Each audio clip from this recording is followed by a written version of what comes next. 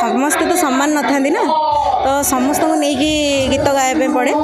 ତେଣୁ ଆମ ପାଖରେ ସବୁ ଷ୍ଟକ୍ ଥାଏ, ଆମେ ଦେଖୁ କେଉଁ ପରିବେଶରେ କ'ଣ ଚାହୁଁଛନ୍ତି ସେଇ ଅନୁସାରେ ଆମେ ପ୍ରେଜେଣ୍ଟ କରୁ। ଯୁବପିଢ଼ି ଆସନ୍ତି ଆପଣ ହାତ ମିଳାଇବା ପାଇଁ ଚାହାନ୍ତି, ଆଜ୍ଞା କି ସେଲ୍ଫି ନେବା ପାଇଁ ଚାହାନ୍ତି, ଆଜ୍ଞା ଆପଣଙ୍କୁ ବିରକ୍ତି ଲାଗେନି? ନାଇଁ ବିରକ୍ତି ଲାଗେନି, ସେଇଟା ମୋ କଥା ମୁଁ କହିବି, ମୋତେ ବହୁତ ଖୁସି ଲାଗେ। ଆଉ ମୁଁ ଚାହେଁକି ମୋତେ ସେମିତି ହିଁ ଭଲ ପାଇବା ମିଳୁ, ଆଉ ଲୋକମାନଙ୍କର ଦର୍ଶକ ଦର୍ଶିକା ମାନଙ୍କର ସେତିକି ଆଶୀର୍ବାଦ ଭଲ ପାଇବା ମୋ ଉପରେ ଥାଉ। କେତେ ବର୍ଷ ହେଲାଣି ଆପଣ ଆଇଲେ? ଯାତ୍ରା ଲାଇନ୍ ମୁଁ 2 ବର୍ଷ, ଗୋଟେ ବର୍ଷ ପ୍ରଥମେ ପାର୍ବତୀରେ ଥିଲି, ଏବେ ଗୌରୀରେ କଣ୍ଟିନ୍ୟୁ ଚାଲିଛି। ପାର୍ବତୀ କାହିଁକି ଛାଡ଼ିଲେ ଆପଣ?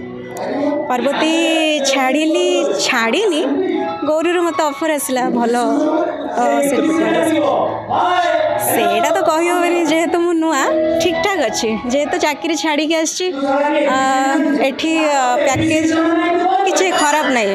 ଯାତ୍ରା ଲାଇନ୍ ଭଲ ପଇସା, ଭଲ। ଆଜ୍ଞା ନା ଦେଖନ୍ତୁ, ଚାକିରି ସେ ଲାଇନ୍ ଅଲଗା, ଏ ଲାଇନ୍ ଅଲଗା। ଯେମିତି ସେଠି ଥାଏ ପୋଷ୍ଟ ଥାଏ, ଡେଜିଗ୍ନେସନ୍ ଅନୁସାରେ ଆପଣମାନଙ୍କୁ ସାଲେରୀ ମିଳିବ, ଏଠି ବି ଠିକ୍ ସେମିତି।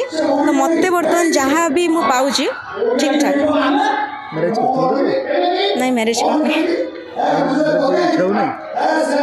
ଭାବିନି, ପ୍ଲାନ୍ କିଛି ନାହିଁ, ଦେଖିବା ଆଗକୁ ଆଉ 2-3 ବର୍ଷ।